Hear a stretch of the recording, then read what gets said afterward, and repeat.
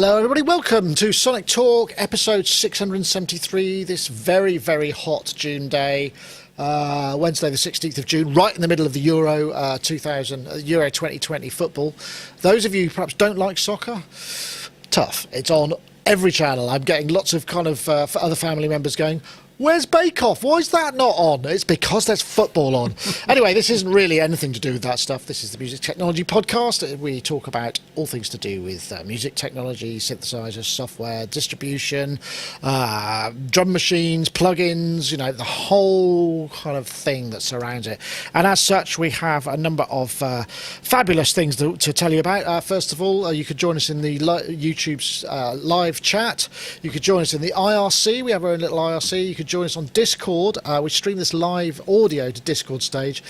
Not a lot of take up on that, to be perfectly honest, but I'm still doing it. But also, if you feel like you want to support us on Patreon, we have our own Patreon page. In fact, now the Sonic Talk pre-show, which you won't have seen because this is the start on YouTube, that goes on to Patreon. So if you want to see that, that's available to our lowest tiers, so a couple of bucks a month or £2 a month, you could get into that. But there's also a whole load of other stuff that you get that's exclusive to the Patreon as well. So please do, if you feel like supporting us, you can just head over to patreon.com/Sonicstate and see all that good stuff. There's probably other things that I should say, but I'm so hot. It is really warm here. We've got our noisy air conditioning. You can hear my noise gate. Same as last week, and we're getting a new air conditioning unit tomorrow, I think, that's quieter, so fingers crossed I might even be able to have it on when I'm filming. Anyway, we're joined by our guest, Mr. Gaz Williams, who's there in Bristol. It's just me and you today. Everybody else has got better things to do, like having picnics by the lake, go on holiday, maybe go for a nice drive, climb up to the top of a hill, or maybe just work. I did miss out on going paddleboarding to be on here today, so just say Gaz, that's very kind of you. Mind you, the sun's not out, it's just hot. It's hot. It is hot. Would you be wearing a wetsuit for that? That sounds incredibly uncomfortable because the water's still wetsuit. Yeah. I'd still wear a shorty wetsuit. Yeah. So, well, that's much appreciated. I appreciate that, and I'm sure. Well, there's still time. It's light until 10 o'clock. We're nearly at the solstice. There's, you could go for hours. Hours and hours and hours. But yes, Nick, just the two. Just the two of us. And you know what I was going to say? Just like in one of those typical things, have you seen there is breaking news in the music technology world just coming in, so we could be like really fast off. Cutting edge. Digitakt 1.30 from Electron has just been announced now. And looks absolutely brilliant. Massive update. So we saw when they did the 1.4, was it Octatrack update? That was an enormous update as well. Really expanding. Oh yeah, here we go. Yeah. Shall we watch the trailer? Why not? Let's see if I can get it to work. Let's make that full screen, shall we? So, more sound show, extended pitch range. Okay. That's great. Extended pitch range, right? So that's like 3 octaves now. Okay. Yeah. That's for tuning samples. External input mixer. Yeah, that's useful, I'm sure. Effect sends and stuff. Hopefully. EQ star filter type. Nice. That's handy. I expect. Filter envelope delay. Yeah. Yeah. What's that? Bandwidth filter. Okay, yeah, I think I'm seeing that. Lovely bit of depth of field on that shot. Multi-track, sub global effects, mix, individual track resample, GUI, plus much more. Individual track resampling. Yeah. I mean, the Digitakt has kind of proved itself to be a real hit for Electron. I see it. It's one of the most the one I see the most of any Electron box out and about and being used. So seeing a significant update like this shows, one, that they're continuing this thing that Electron do. And the power bar. Power handle, even. The power handle, yeah. I mean, was that a hipster step too far? Sorry, carry on. I didn't mean to interrupt there, but yeah. No, and a good interruption it was. But the commitment Electron have to their products over quite a long period of time. I mean, the Digitakt, what is that now? About 4 years old, is it maybe? You know, we see them giving really long life to their products. You know, so I like mentioning that because it is something that is a very good thing, which everybody would adopt, you know. Yeah, well, sorry. Lots of people, so that was it. No, lots of people do, though. I mean, to be fair, they're not the only ones. And to be fair, there have been extremely long periods of time when nothing's happened with the OS at all. And people are... Because remember, for ages, there was this... all of the sample... that you move samples in and out of the Digitakt. It's using the MIDI sample dump standard. So it's kind of like the slowest of a slow thing. You know, it's just kind of... it's crazy. And but that's just due to the architecture. Point. That's just the way it's built. They can't really do much about that, you know, without, I don't know, a but new they're instrument. all... I mean, they're all class-compliant devices now as well. So, I mean, and you can sample from that USB input. So, you know, it's, still a valid instrument. And I just thought it was worth mentioning because that, like, literally just happened. And I think, you know, there's going to be a lot of Digitakt users out there who are going to be whooping with joy, I reckon, on this one. So when I was saying about extended pitch range, I think it's just down, which I suppose makes sense with aliasing. It goes through, you can extend it, you can pitch down 3 octaves. So I'm not sure how far you can pitch up, but it's curious that they've extended the pitch range only downwardly. Well, it depends if they've got good interpolation and that they're doing clever stuff. I think that's probably more creative because it means you get more out of a sample than less. Maybe. I mean, I don't know if we've got the Digitakt here. I think Ed may have it, but we had it for a while, and the problem I had with it was it. You know, I remember I lent it to you, didn't I? And then it came back and it was full of your samples. There's nothing I could do about it. It was like, well, I can only wipe them, and then you wouldn't be able to get them back. And it felt like that was just such a sort of... No, that's... But they've recently have...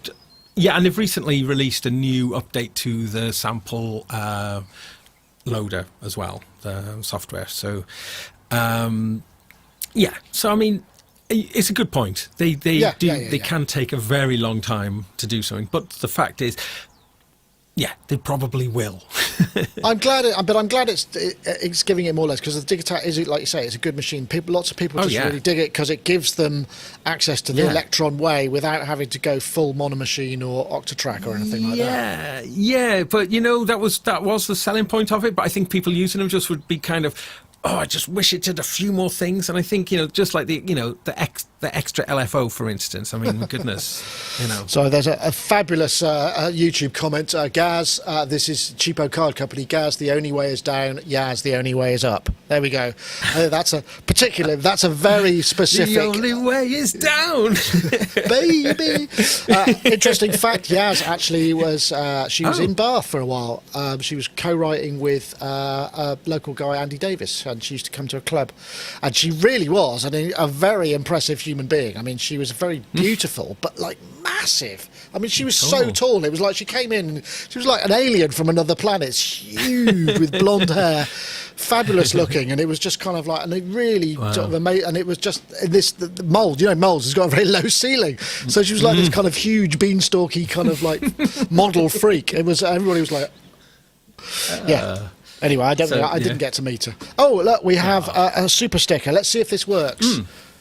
Daniel Stanton, thanks chaps. Super stickers and super chat are available on YouTube because we're going to use them for general sort of drinking and entertainment budget for the panel when we can finally get together again. So do thank you. If you do if you do put one up, we will try and do that. But I'm just pleased that it's actually working. Hey, finally! It's only taken 3 weeks. Guess what I did? Guess what I did on Sunday? I went to a gig. I didn't play a gig, but I went to a gig, and it was a really good gig. Surgeon, do you know Surgeon? He's like a drone specialist. I've heard the name. Really. Yes, I have. Why do I not? I know that. What was really strange about it? So no dancing then. No, everyone's on tables. But the thing is, it was like a constant drone for about an hour. And I swear, the people on the tables in front of me, everyone was just like falling asleep and slumping. Not the effect, mate. Well, maybe it's the effect he was going for, but not the effect you perhaps once from your first gig after post-lockdown gig, right? That's what I thought, though. I thought, oh my God, this is what gigging is like post-lockdown. It was a brilliant gig, though. But what I should mention, there was a duo. So I think it normally is based around one guy, but the guy he had playing with him was playing an electroacoustic bass, actually, with a EBO, doing very glacial, very slow things, but beautiful. But the main guy was using a Lyra 8 as a big part of the sound. Yeah, and because he's an expert drone master, fantastic, and they really knew what they were doing, and the Lyra 8 was just the most perfect instrument. And how were they using it? Were they using it in because it can be massive, can't it? I mean, were they using it in the low end, or was it more of a textural thing, or all of the above? I mean, it felt like it was making a huge amount of the sound of the whole drone. I mean, sort of the music that Surgeon makes is proper drone music, just with a very undulating, slow textures, but quite beautiful transitions out of the drone into the next. I'm trying to do a search for drone, and it's not. I did Surgeon drone. And Surgeon. I'm getting latest medical drones, surgical and medical applications of drones. Yeah, it's not quite what I was looking for there.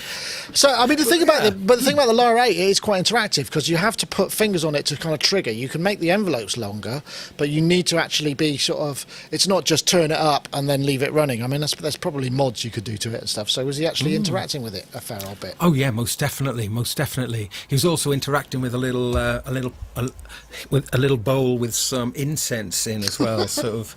So he'd occasionally be lighting the incense and then wafting the incense out, and then wafting, and then going back to the Lyra then for a little bit more. But yes, wow. I think there was. Yeah, when you say it out loud, it sounds really pretentious, doesn't it? That actually, I hope it wasn't. But I was in the audience, I was trying to sniff. I was too far back for the incense, and I was trying to sort of not sniff too loudly to put people off. But you wanted to check. You know that story though, Nick, when they introduced smell-o-vision into cinemas kind of in the late 50s after the big 3D boom, they expected this smell-o-vision to be this next big thing, and on the opening night there was, I think we might have told this story before, apologies if I have, but the opening night, the smells that they were releasing during this film, was it called The Smell of Fear? Oh dear. But they were releasing certain smells. The thing was, they were only the front row were getting the smells, so at the end of the thing, people were complaining bitterly about the experience, and the thing was, we couldn't really smell things, and the soundtrack was being drowned out by the sound of other people sniffing.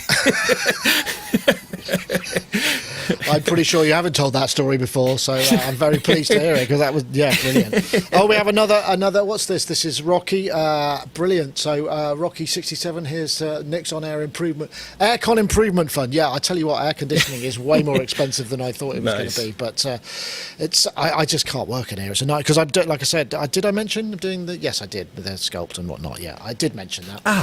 Before we get too far in and we lose all our listeners, I wanted to also post, because we did tease this briefly last week. So, hello, and welcome to this little feature. We've got an album coming out on Friday. Sonicstate compilation album. Now, this is the first compilation of contributors to Sonicstate that's ever taken place, really. So tell us a little bit more then about the genesis of this idea and what's exactly happened. That's pretty much it. I thought, A, it's lockdown, let's have something to do, and B, there's so much talent. And all the people who've been involved in Sonic over the years now, we've never actually combined it into some showcase. I thought, right, it's about time it happened. And what a whopper it is. It's a 18-track album that runs for nearly an hour and a half. I didn't expect to get so much. And such great quality, too. It's been fantastic.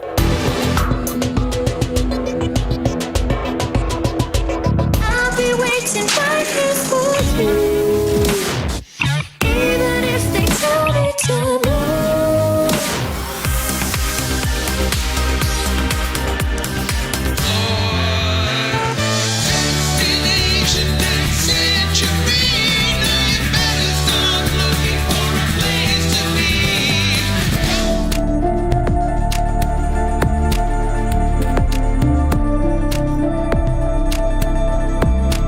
So many of them. So many. In fact, I'm just going to show this because it's this is coming out on Friday, and this is the kind of a sneak preview of the artwork and the track listing. Because Andy kept sending me out previews, and I go, yeah, I'll show it today, and then it expires so quickly that I have to keep asking for another one because it goes, sorry, this is a private link, but that's a we'll have the it's called Sonic 001. That final artwork might change a bit. In fact, if I press the right button, then it'll. But there are 18 tracks, and they're really good. I listened to a few more last night. Have to say, PJ Tracy's really stood out for me, just sonically amazing.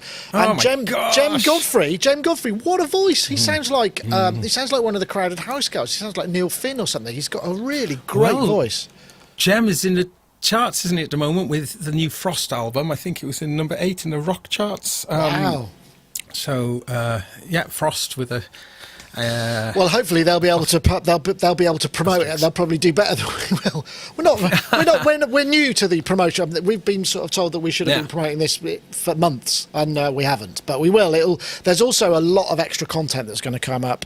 You've been doing loads of interviews with people, stuff about their creative space and stuff, and there'll be short forms of that available to everybody. We'll put some of the long form stuff on our Patreon, which of course I will just plug it again. Patreon, of course, /Sonicstate is where you can support us. Anyway. I just thought I'd throw all of that. I'd front load it, and I suppose really, if we're front loading, we should. I should have a little word from our sponsors because they do help keep the show on the road. Funnily enough, Modal is one of those. And we have got some extra news. In fact, there's some new. There's a OS 1.1 out for the Cobalt8.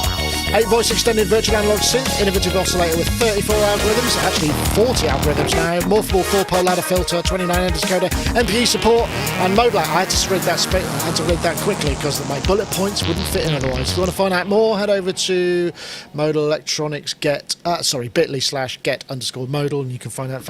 In fact, there's some more because they've introduced an update, haven't they, today? Modal for OS 1.1, which I think, if I can find it, Cobalt firmware, I think that's it here.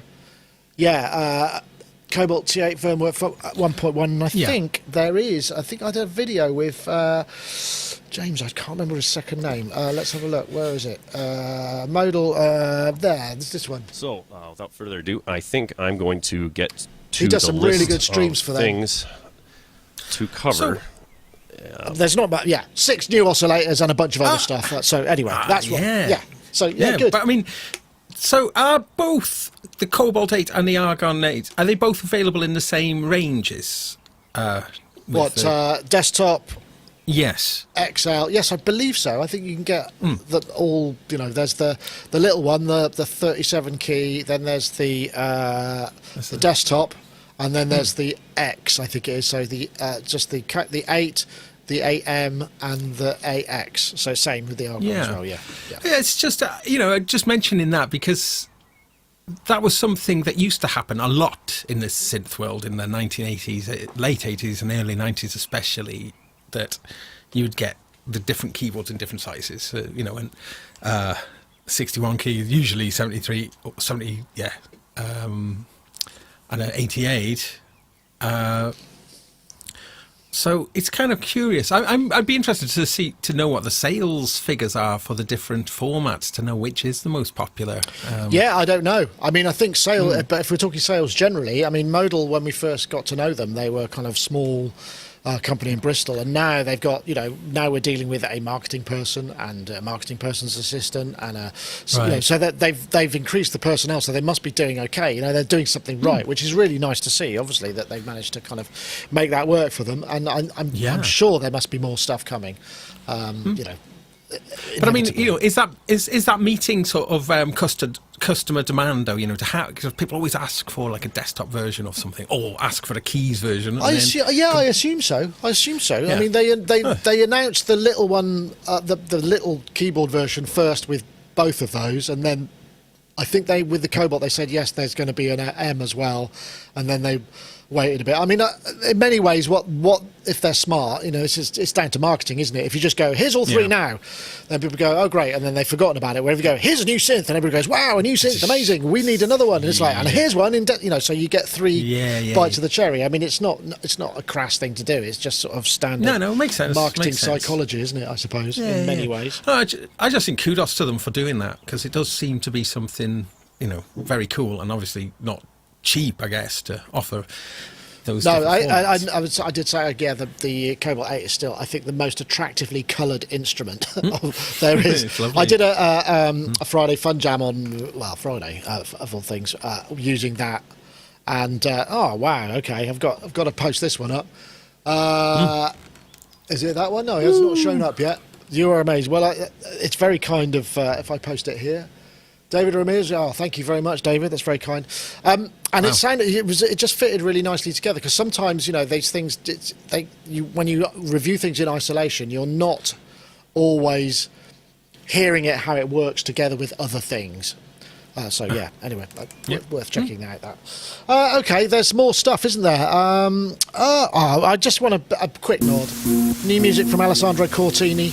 I love this because it's just so noisy. It sounds like there's this is called Verde, which means green, even though it's red. And the new album is called Scurio Chiario, which is light and dark, which I think is an old master's painting term. I love this. I'm a big fan of Alessandro Cortini. There's no real kind of anything particularly to discuss apart from it's out there, and I wanted to post the link and show.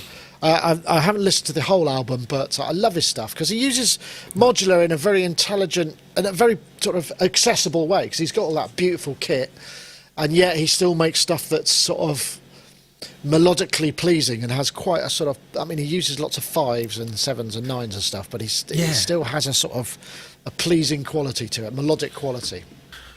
Well, I mean, his association with Nine Inch Nails is clearly testament to his, you know, the depth of his talents, really, because, you know, Nine Inch Nails have been one of the most consistently exploratory rock bands who kind of really blur definition between what is a kind of really hard rock band, what's an electronic act. Is you know, they are one of the most kind of fluid bands, and some of the albums like Ghosts or things, they're just like real ambient excursions. So I like Alessandro, you know, I guess has all of those elements. So yeah.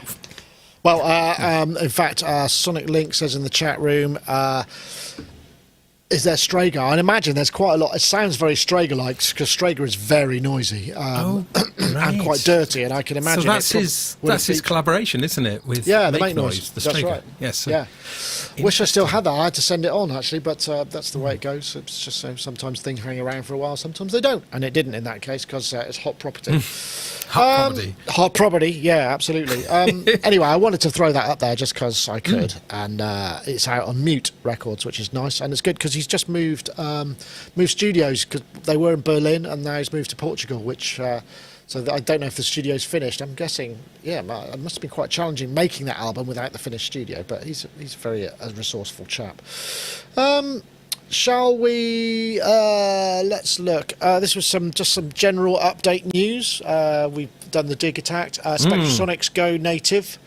Large performance gains on M1. That's right. Spectrasonics have just announced their entire range, which is what's that? Trillion, Omnisphere, Keyscape, and Stylus RMX are M1 native.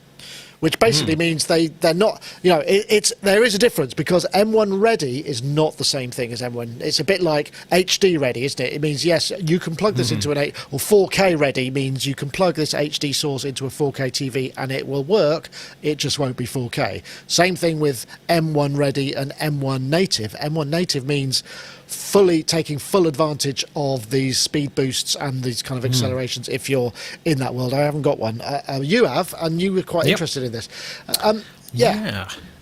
So, I mean, like Omnisphere on my Mac Pro, which is, I guess, getting on a bit of trash can Mac Pro, if I was playing very, very polyphonically, I would run out of kind of CPU with some of the patches. So I've had experience of, and that's just running it just as a single standalone instance. So I'm really curious to see if it works as beautifully as I want it to work, with super low latency and just without giving me any grief about. Well, it's what they say. It says not only does it have Apple Silicon, but it's more instances and major improvement in latency is what it says. Omnisphere is my all-time favourite. Is my main sort of software synth. Has been for, gosh, I was trying. How long has it been out? Omnisphere, a long time. 12, very long time. Yeah, it must be 10 years minimum. 10, yeah. Oh, really? So you use it? Because remember, we were going to review it, weren't we? And we sat down in front of it, and I came over and we discussed our plan, and we just sort of went, it's too much. It's too How are we going to do this? Just, it was too big a thing. And I guess in a way, for me, it was so massive, especially with the upgrade to 2, and then the subsequent hardware control as well. It just kept getting better, so good. I just kind of thought, I'm kind of done with soft synths now. That sort of does it for me. And subsequently, haven't really investigated that many more since. There are some great ones out. I mean, I did that review. Well, it was a sponsored video with the Slate. It's the Sonic Academy Anna 2, and that sounded, I mean, I have to say, some of that stuff sounds absolutely fantastic. Right. Really, I was kind of blown away about it because particularly the saturation and the analog, the filters. It was like, bloody hell, the room, it's just it really worked. So I mean, there's and I'm sure Spectrasonics, but it's interesting. I mean, have you got anything else that you're running in M1 native mode on the Mac musically? No, I mean, I've not natively, and Final Cut. I mean, I've got Logic installed on there, which does run native, and I had a little play around with it. But as you know, I can't abide Logic, so I haven't really explored it. But I have been using it for quite a lot of Final Cut, and that runs natively, and it runs incredibly well. Really well, and the rendering speed is astonishing. So, it's all very promising. But seeing this now, I've got Ableton Live 11 running on it, which isn't it's native, Rosetta, isn't it? but it's Rosetta, but seems to be running beautifully well. Spectrasonics are ahead of the game in many ways. They are. Are they the first or amongst the first to do their entire range? Entire range, I think so, yeah. With Apple aside, because Logic and all of the Logic plugins, which is pretty considerable, was ready at launch.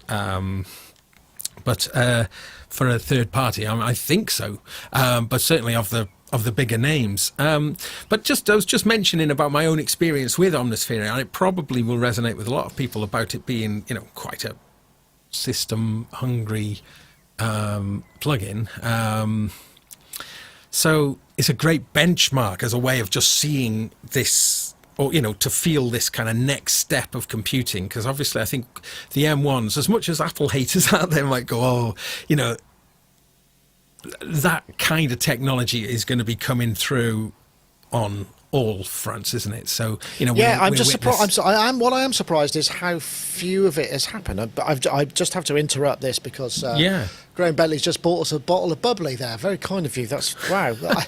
Listen, it must be the hot weather. It's going to people's place. Thank you, Graham. That's very kind. Fine, great. But, I mean, I guess I lost my train of thought there because what was I going to say? I've forgotten now.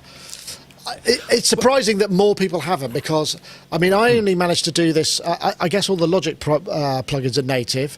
I did have an Apple briefing on the new iMacs. They didn't send one to me, but they will do when there's a few more available. I'm interested to try it out. I mean, obviously there are lots of different, and there was a recent. We've got one arriving. We've got one arriving on Monday. You're getting one of those, right? Yes, so I'll be able to feedback a little bit about that. Interesting. Sorry, I think, I mean, in terms of chips and whatnot, I mean, what's it? I mean, without getting too Apple specific about it, I mean, it is. I guess it's running. It's software running on Apple hardware. Story. So how could we not? It's just. I just think it's kind of fascinating that there's less of it than we thought. Ready. Right. Okay. But I mean, I think it is the start of a new the next generation. I think that's the point I was trying to say. So seeing how Omnisphere performs in that way, I'm just hoping that it is that using a full multi with all 8 like one of the massive multis that are incredible, but being able to really use those without the computer kind of giving that little click or pop or whatever it is.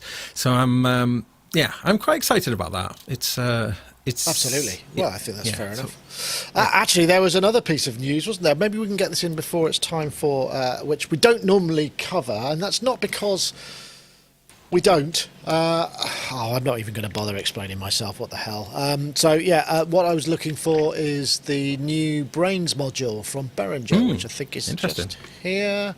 If I open that page up, it should open. I was just about to say, you should notice site improvements.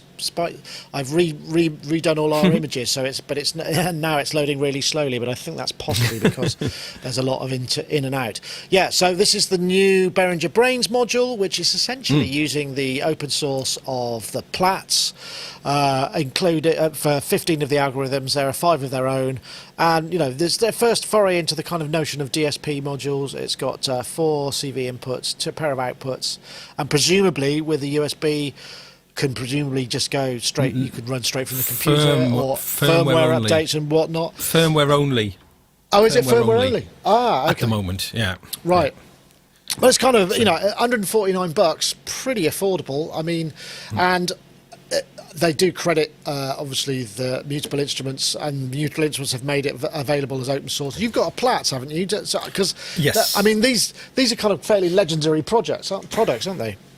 Oh, they're fantastic, and obviously familiar to many through a lot of the same models being available in the Microfreak from Arturia. Yes. It's a modern classic, absolutely, for sure. And what Behringer have done here is just done very little to it other than adding a oscilloscope, which is very welcome, I think, given the nature of just how different a lot of the models in Platts is. So having an oscilloscope, that is a real definite boon. I think the USB socket on the front does suggest a little bit more than it actually is. Yeah, I didn't get that from the information. I mean, they're not, they don't even list what all the algorithms are on the product page, right. Which is, so it's a little bit vague. But I mean, maybe they rushed it to market. I don't know. I mean, we don't know when it's going to be available just yet. But I guess there are existing other clones being made by other people. Is there something, now this might be utterly wrong, but is there something about, if you make a commercial product out of one, isn't there aren't you meant to donate some of your profits to the Red Cross? I'm not sure about that. What I do know, I think, under the license, if you base any of your product on their code, you then have to make the code available publicly. So Behringer should, apparently, I mean, I'd have to double check this, but they should make the 5 algorithms they've made should then be open source. Well, this is where they need to be held. Come on, Behringer, now. This is a good thing to make sure. Play by the rules with this, because I think it is an astonishing thing to be able to use, to take such an incredible product made by Mutable Instruments at countless hours, and then to be able to use it like in another product is pretty huge. So, I just would like to make sure that they do what's right, and I'm sure they will. I hope they will. Open source. I'm just looking to see if I can find what the terms are. So blah blah blah blah blah. Yes, you can. This is all sort of hardware hacking schematics. Yes, you can. Yeah. That's not the terms of the license. I would want to be absolutely clear about that. I don't know. Yeah. Steve Elbow says no. That's only for certain open source licenses. I don't think this applies to the one that Platts used. Fair enough. I mean, fair enough. Okay. So. But so I think it potentially is a very good, alternative to the actual Mutable Instruments one, and is good value. I mean, the Platts isn't an awful lot more from Mutable Instruments anyway, is it? It's probably about £30 more maybe from that. I'm not sure, but it's come out at a probably more at a higher price than I was expecting. A bit more expensive, £199 actually pounds, and it's $149 US. So it might probably be it's about £50 more at the minimum, I would imagine. Yeah. Right. But I mean, compared to, if you looked at the prices of their other Behringer's other modular modules, especially like say the System 55 modules, or they're ridiculously cheap, aren't they? They are. I mean, the only thing I will say is and people have mentioned this before as well. I wish that they'd gone for protruding jack points with nuts on them, because that you're going to be patching in and out. I mean, yes, you're not paying premium price, but they're going to wear out quicker than if they were bolted in like they are with many Eurorack modules. So you would have actually just a mounting point. I mean, that would be nice if that was the case, but it's not. Yeah. So okay. So I mean, it's a fairly interesting, but it's not particularly groundbreaking. Yeah. No, I know. Well, I think Robin Vincent of Multi-Modular, and he'll probably look at it. He's been looking at the 2500 modules, and he was getting there were sort of a few issues with tops of knob caps coming off and a few bits and bobs like that. But that's the nature. You're buying something significantly less expensive and made to a point, then you can't expect military spec production. That's just the way it goes. Good point. Yep. So fair point. But I'm sure it will sound fine. Anyway, I wonder how much. I'm curious how much more. Well, sort of machine, because have you ever had to put together something with lots of those little nuts on? Like, I think what's the closest thing? I think the closest thing I got to was the. I think you can just see the colour of it back there, the Teenage Engineering modular, where you just have to constantly screw these tiny little nuts just to sort of make the... and honestly, it is the most annoying and fiddly thing to do. I wonder if there's a special machine that just kind of like goes bzzzt. There probably is, sure. But that probably adds to the tooling, I'd imagine. But I have to say, in my modular world, I switched to Knurlies, and this is for just screwing modules in and out, but switching to the little... Life-changing. Life-changing. If you do use modular Eurorack, you've just got to get Knurlies. They're expensive, and like when you first look at it, I'm not spending that on a bunch of screws, but it just makes. I'm just doing a search for them now. My computer is. I had to update this computer because. Here we go. And it's just running really slowly now. There we go, Knurlies. And the thing about these is you can hand tighten them. And I'll tell you what, I don't know if this is the same for you, but they remind me of if you ever, as a kid, had... it's too slow, I can't be bothered. If you ever, as a kid, had to... there we go, it's come. Were involved, had like an air pistol or a gat gun. Get the little pellets in these little, and it reminds me of that so much. Just like and there's a sound of little bits of metal in a tin. It's just very reminiscent. Yeah. Well, I mean, I thought at first, are they a bit sharp? Am I going to be sort of like scraping my fingers on them and whatnot? So far, I've seen no negatives about Knurlies. All joy, just all joy. So I'm just going to post a link to the Knurlies just so that people can see what we're talking about as well. This is it's just a UK retailer, but you'll see what.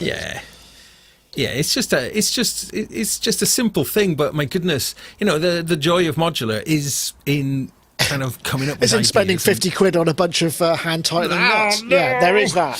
yeah. Well, actually, before we get onto this, I'm going to play this message from Isotope, who we are very proud to have as a sponsor, and I know that they are very pleased to be a sponsor of us. So, Isotope Producers Club is a one-of-a-kind membership for producers ready to take their tracks to the next level. Once you join, you'll gain access to powerhouse Isotope plugins and a curated selection of tools from our partners, such as Melodyne from Celemony. Plus, as long as you're a member, you'll get every future update to the Isotope plugins in your membership for no extra cost. will also regularly serve you new curated content like exclusive inspiration-sparking sample packs and preset packs, and industry-leading training ranging from our own tutorials to vocal production lessons from the world-renowned Berklee Online, taught by Grammy-winning producer and engineer Prince Charles Alexander. With new content being added every month full of valuable production techniques, tips and tricks, and solutions to common production problems, becoming a member is an investment in your career that grows as you and your career do. For more information on iZotope Producers Club, head to iZotope.com. And of course, you can also save yourself 10% using the code SONIC10 at checkout if you go to iZotope.com/SonicTalk and use that. Also, it still amazingly includes the $49 11 plugins as part of the community appreciation bundle. You can even save 10% on that if you so wish. So we do thank them very much for their sponsor. In fact, before we go there, this was just something that came in. I'm trying to think. It went too far, but nylon. They're basically, what are they called? Nylon standoff spacers, which was something that was mentioned in the chat room. These things, you can use these. They're 260 pieces of nylon M3 spacers, which are just, you use them for things like Raspberry Pi cases, and if you get them the right, then they're nylon, and they're really affordable. So these things, so they've got, so you can grab hold of that little hex thing, and then you've got the, so that's what, 260 pieces for $6.89. That's way more affordable. Now there's a tip. I will post a link to that. It's probably have to find the equivalent in your country. And what are they? Are they M3 or M6? The M3 Eurorack, I think. Oh, there we go. Yeah. God, I don't know what's wrong with my computer. It's absolutely sluggish as hell. Come on. It's just lazing and heat. It's just going, oh, I just want to chill out. Mañana, he's saying. Yeah, well, you know, it's like, it's not that. It's just every single mouse click is a second and a half after I've done it. I'm just going to post this into the chat room because I can, assuming my mouse comes back. I don't know. Yeah, I updated, and I wasn't even a major update. It was just a sort of iteration, security update, and now my Mac is completely glacial. Maybe it's the one that they do just to persuade you to buy new hardware. Yeah, brilliant. Well, I bought a new air conditioning unit instead. So tough. That felt more important. I'm still trying to be able to paste something into the chat room. That is absolutely ridiculous. Let me see if I can paste it in there. Yeah, that will go. There we go. There's one in the IRC and one in the... I'll do it directly to the YouTube. Presumably that'll work. Oh, God, it really isn't working. There we go. Oh, Jason Mastrandrea, very kind for the additional... And also get a bottle of something. Thank you very much, Graham. Anyway, right. Well, that's all the kind of commercial nonsense out of the way. Now, let's see. Vid 5, because we're 1:45. Yeah, let's see if this one does. So this was partners. Alex, so the excellent Alex Ball. A comparison between a vintage Prophet 5 Rev 3 and a modern Prophet 10 Rev 4. So I've hooked up with the wonderful Marius Leicht, and what we've done is set up a handful of patches on our Prophets, performed a little excerpt with that patch and filmed it, then sent each other the settings, the audio and the MIDI. We've then matched the patches on our respective Prophets, run the MIDI through and sent the audio back. So what you will see is the same video clip twice, either myself or Marius, and one time you will be hearing the Prophet you see, the other time you will be hearing the Prophet you don't see, and of course we're not going to tell you. So this was a blind test, great idea, and what's more interesting about this is the results. It's about 55 to 45% right to wrong, and they also did their statistics that if you flip a coin, you're about 45 to 55% likely to get those right or wrong. So right was 55%, wrong was 45%. So essentially it was kind of, most people can't really tell the difference. That was the sort of take. I would have really liked to have seen them use maybe a software version in the mix as well to really kind of throw a spanner in the works. And it sort of brings up an intro. I mean, Alex Ball, fantastic. In fact, I'm going to post a link to the actual, it's assuming I can actually make the bloody link work. Hold on. No, my mouse is not working. This is infuriating. Oh, Infuriating. This is an original piece on the Syntopia. Come on. All I want to do is select some text, but it's not letting me. Okay, I'll get there in a minute. Sorry about this, folks. This is very tedious. There it goes. It's in there. I've probably pasted that link twice. Fantastic, because it did work. I'd like to have seen some software in there, like I say. But I think what I was getting at is, it shows that most of us can't tell the bloody difference. I mean, if you're one-to-one and all you're listening to is that instrument, chances are. But in a mix, once it's just irrelevant, isn't it? It's just about the user experience these days, isn't it? I mean, this is a fairly perennial topic, but I just thought this kind of reiterated that a little bit. Yeah, I like it. I mean, I think it's good. I mean, I think it's good that the new one is as good as the old one, essentially, and the old one's always going to be worth more because it's of that era, collectible. You know, there's no sort of issue with the new one making the old ones worth less because there's only a few. Because the new ones are quite expensive as well. So yeah. I mean, not quite expensive, but they're certainly they're built to last. Shall we say? That's probably a fair. Although I mean, it would be a fraction today, not a fraction, but certainly a lot cheaper to buy one today than it would have been back in the day of the original one. Yeah, that's true. Quite a margin, I'd have thought. So I think this is, this is just a very positive little story, really. I don't see any other way about it. But I think Alex Ball just once again just getting it right. Smashes it out of the park, doesn't he? Yeah, doing every time. Yeah, fantastic, brilliant. Yeah. Okay. Well, I think that's a fair reason to leave it on. I did manage to get the link, which is extreme. I hadn't pasted it twice. It's just an extremely long link. Okay. Let's see. There's. We're kind of running out of topics. Hold on. This was good. No, it's not. Hey, Sonictate here. If you're struggling with anything in your production, I think you're going to find at least one thing really, really helpful in here. Enjoy it. Sing the melody. Skrillex. This tip is cool for two reasons. First, singing forces you to feel the music more deeply. Second, if you can't sing it, how do you expect listeners to remember it? This is Sonicstate, who kind of condensed 300 hours of tutorials that you can get on his channel. Really good stuff. Big names, Skrillex and whatnot, with just a load of really cool ideas. It's sort of creative ideas. And one of my favourites, of which I need to post the link to his channel. Again, this is just going to be extremely painful. I do beg your pardon. So I'm interested. Let me see if I can. I'll try and post this. I think it might work. I don't know Oh no, it's working. Who knows why? One of my favourite was, and I forget who actually wrote it, was make sure you get it mastered. Because if you don't, and you do it yourself, by the time you're coming to the point where you're mastering, you're going to hate it. You're sick to death of it, and you'll end up taking all the joy out of it. Also, sending it off to be mastered means there's a finish point. You can't always go, actually, I'm just going to go back to that. You have something to aim at, and there's maybe a schedule. And I think that's actually that was quite an important thing. I mean, obviously, it's a service you have to pay for, so you want to get it right, generally speaking. And I think, I just thought that was a good one. But there were some great ones in there. I like Skrillex's Sing It First. That was good. Yeah, I don't like it. I don't like his voice, though. No, it sort of sounds like his name, doesn't it? Oh, bless him. I think it's great.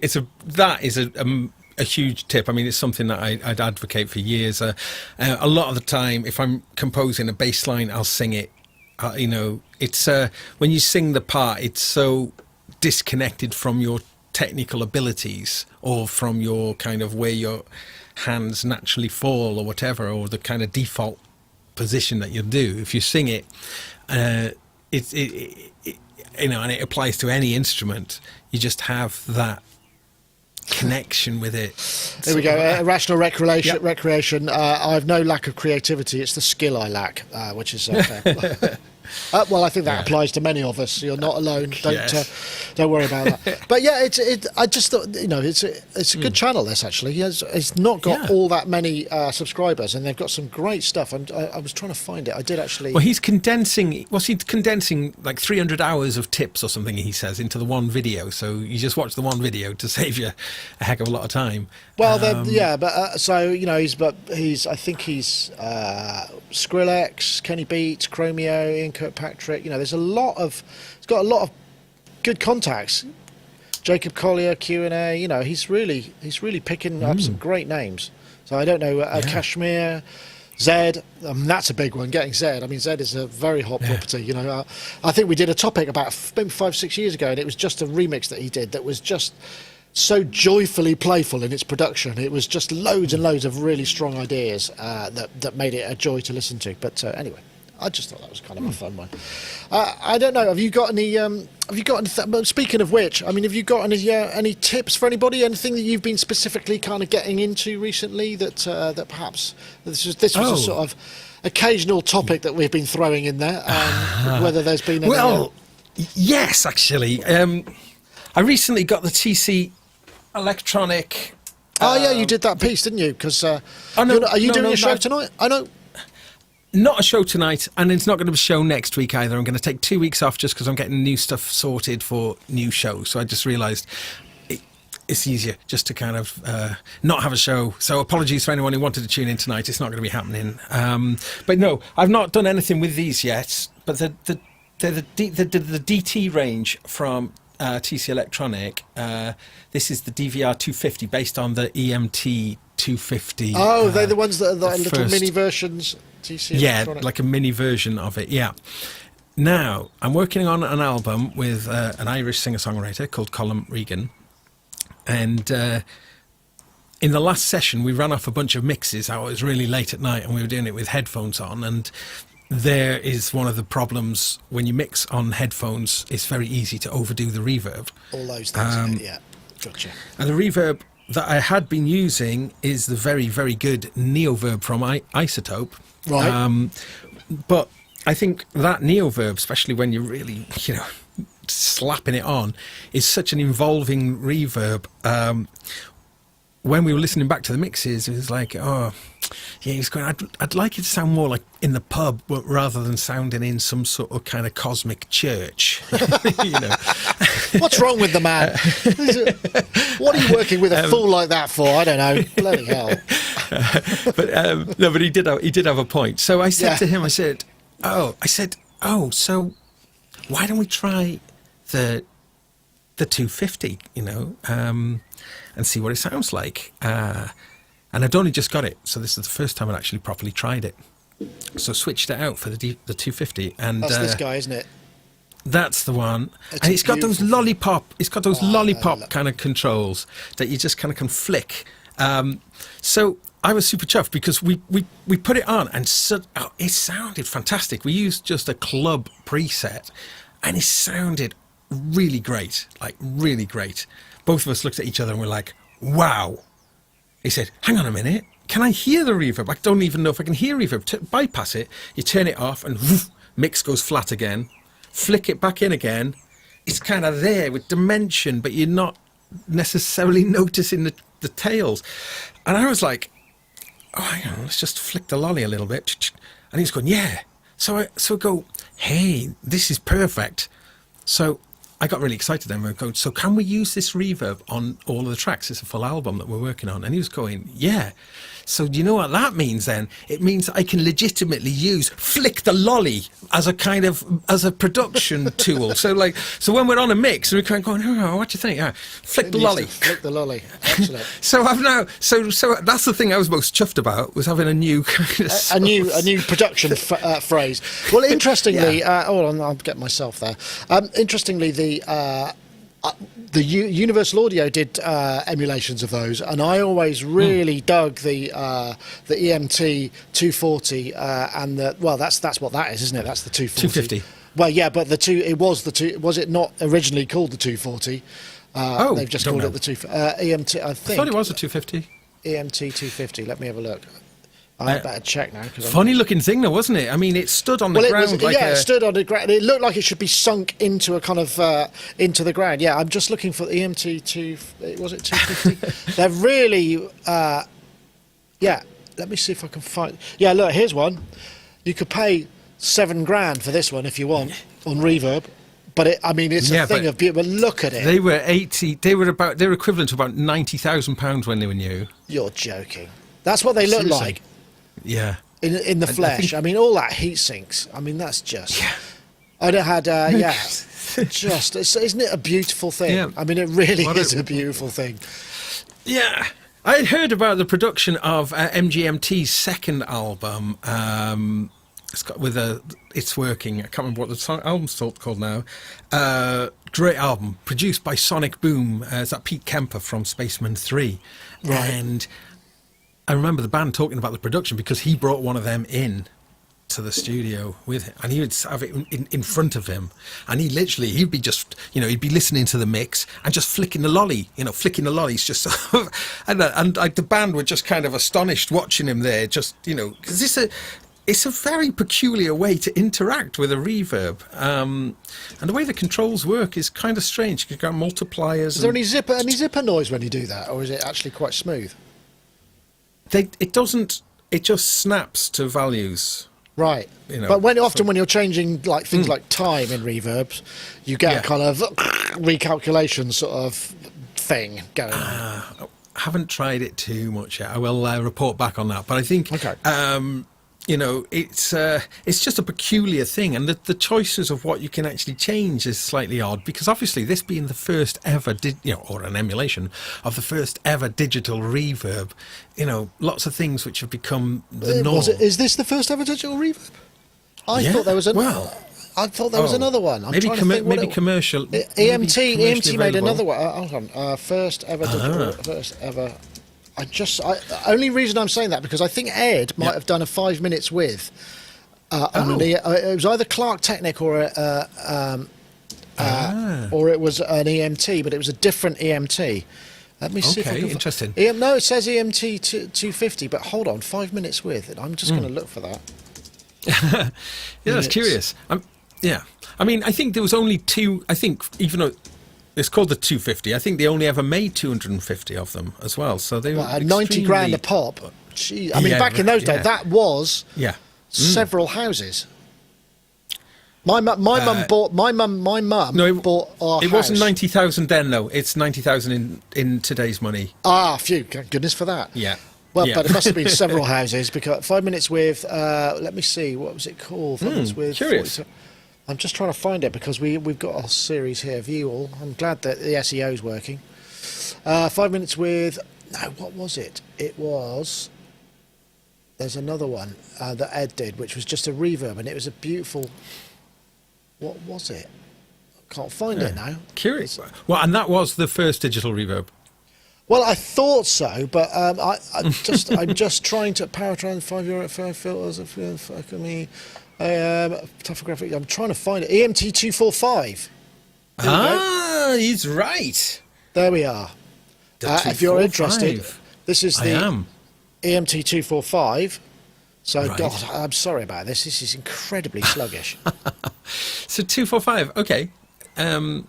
Same kind of principle. I think so. But this is incredibly slow. I'll just. Thank you, Wagyu, for your generosity. That's another pint in the. Here we are. This is it. Right. This was the first one. So yeah. 1981. No, it says later. Oh, is it? Okay, I do beg your pardon. It looks older, though, doesn't it? It looks because it's just sort of scientific. Yeah. God, there's no bandwidth coming in. That's terrible. I'm going to have to... I hope the stream's getting out there all right. Hey, folks. Well, everybody's being extremely kind. Thank you, everybody. There's some more... We're going to have a great party one of these days. Thank you. Yes, well, I was going to say, so that was yours. That's a really good one. What have I been doing? Well, one of the things that I was doing was I've been using the RK-006 and the Seaboard blocks for a doorless version of MPE. But to be honest, most of my week's been spent... no, this is really... you'll forgive me if I... blather on about this, but Google are always trying to get us to kind of adopt their standards, and they're saying that this new image format for the interwebs is WebP, right? So I thought, oh yeah, I drank the Kool-Aid and I thought, yes, I did a speed thing on the site, and it said, "Oh, what you should do is change your images to that." So I thought, "I'll look into that." And there were all these services that said that they would do it, and I just thought, "Okay, it's like 50, 60 quid a month." And I was thinking, that's ridiculous. I'm not going to pay that for just serving images. So I looked into it some more and realised that Safari doesn't read WebP. There's no point at all. Oh. So all I bloody did was just fire up an instance and convert all our images to a better compressed version of JPEGs, and we went from site performance of 50 up to 97. Hooray! So sometimes a bit of research and figuring it out for yourself can get you exactly where you need to be. So I've said it before, learn to code, kids. It's definitely a positive thing. There was one other thing actually, which was the voltage modular. Did you see they've done they announced that they've now got 1,000 modules available for voltage modular, which is incredible, isn't it? Wow. So these are all the people that have been making them. So but PSP.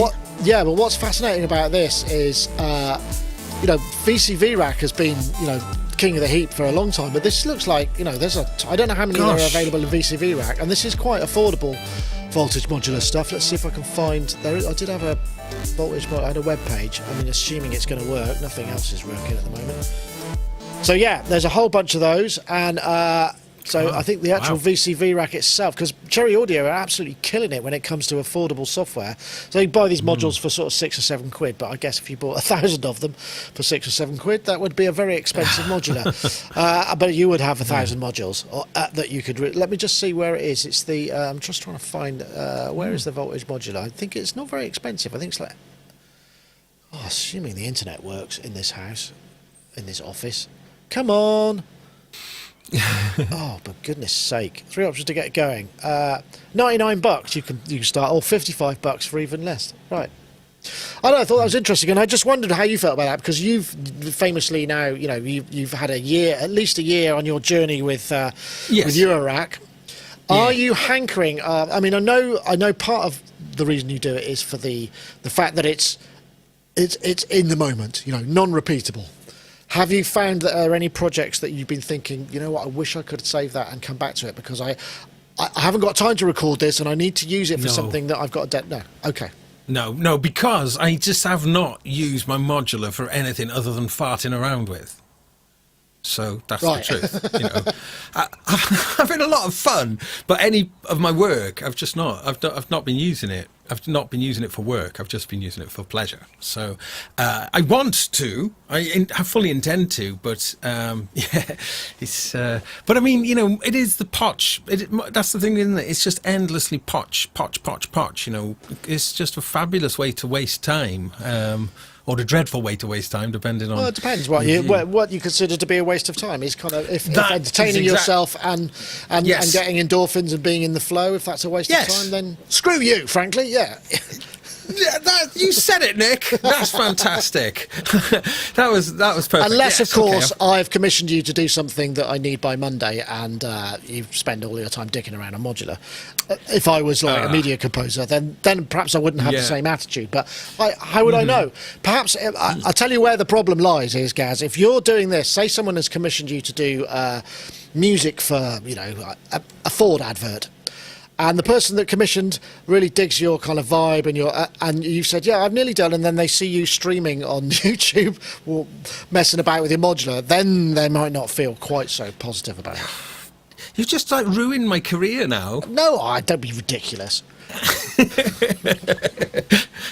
No, I mean, I was just thinking about the question there, though, in regards to using software modular. I kind of moved away from software for a reason that I was missing hardware, and I've completely gone back into the hardware way in such a way that, if I'm going back into software, pretty much the things that I've got cover everything: Contact and Omnisphere and the Arturia V collection, GeForce software stuff. I'm kind of done. I've got so much already. Going in, but, and this is the thing now, though, is what the modular thing is doing, though, is making me think differently about how to put stuff together. Oh, interesting. So I'm wondering if I'm actually, when I'm working on projects now, whether actually, the recallability of computer stuff is essential, as we know, for a lot of pro work. So actually, I can actually sort of see the reason for doing that now.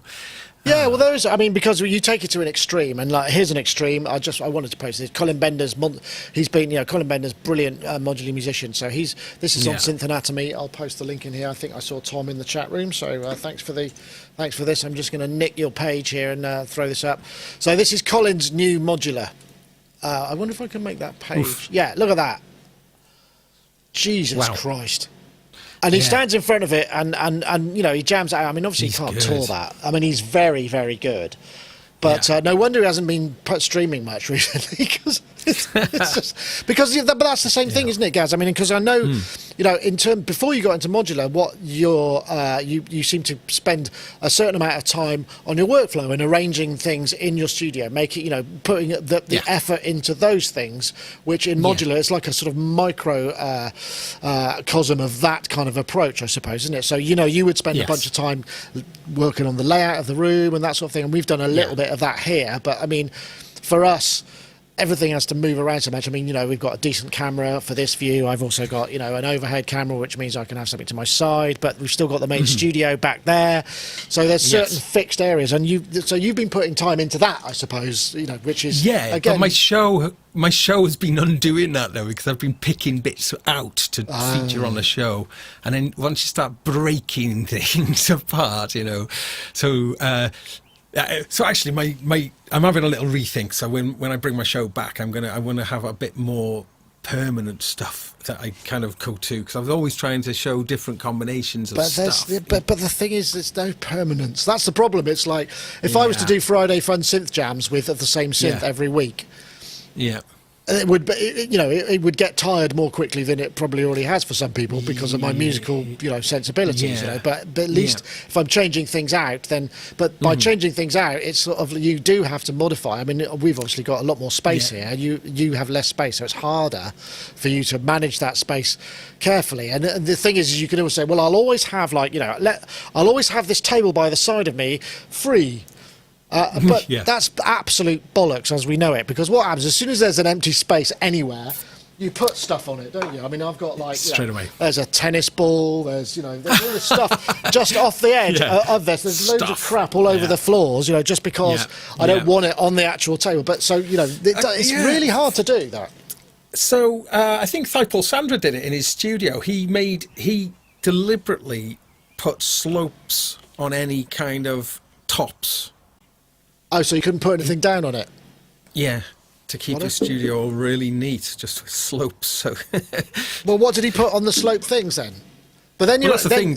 He's up to his knees in all the trash that's rolled all off it.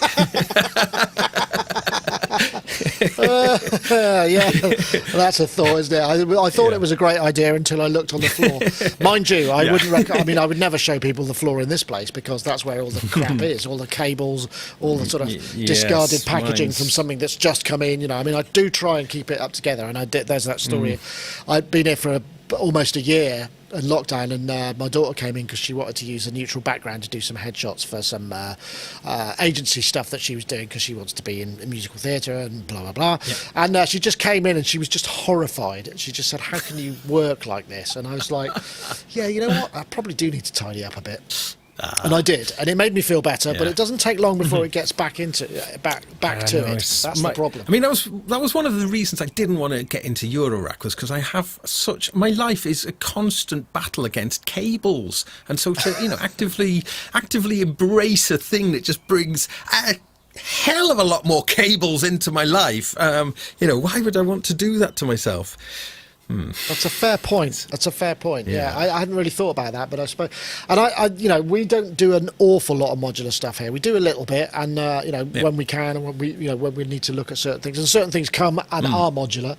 So there will be an element of that. But yeah, I mean, I'm constant. So I've got a box which is full of sort of MIDI cables. I've got a box that's full of 3.5mm type jack stuff, and then I've got another surface over there which is just off shot, which has just got all the kind of adapters that I might need suddenly for the main shot. So there's like my main surface, and then all this crap to the side where I could just quickly get to it, and that's what happens, isn't it? I think some people are just built that way because as neat as one can be, when you design, it's like designing the perfect studio, isn't it? Because when you designed it, you didn't know you were going to get, I don't know, insert a name of bizarrely shaped, but something you absolutely have to use every day piece of equipment. That means you have to redesign the entire thing again. You have to have adaptability. Same with storage. You make a drawer for stuff, and when there's something that doesn't fit the stuff drawer because it's not the right sort of stuff for that drawer, where does it go then? I don't know. It's a first world problem, really, isn't it? I mean, a massive first world problem. But So I've tried to maintain a fairly modular, not in a synth sense, but arrangement here. And my far end of the studio, I've got this setup which I worked on,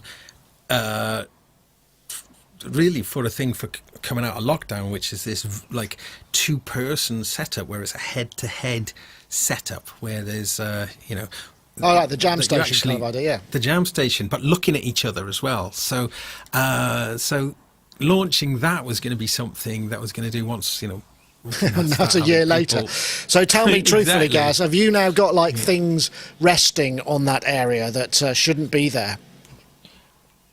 I knew it. I knew it. Yes. That's the way it goes. Some of it's, and I've pulled out cables of bits to use it and not put them back in. Yeah, and pillaged it for bits. And I kind of think, I should just weld everything together. Glue it. Just glue it all together. Glue it all in. That's how it works. That's it. And if I need to change anything, I have to make another one.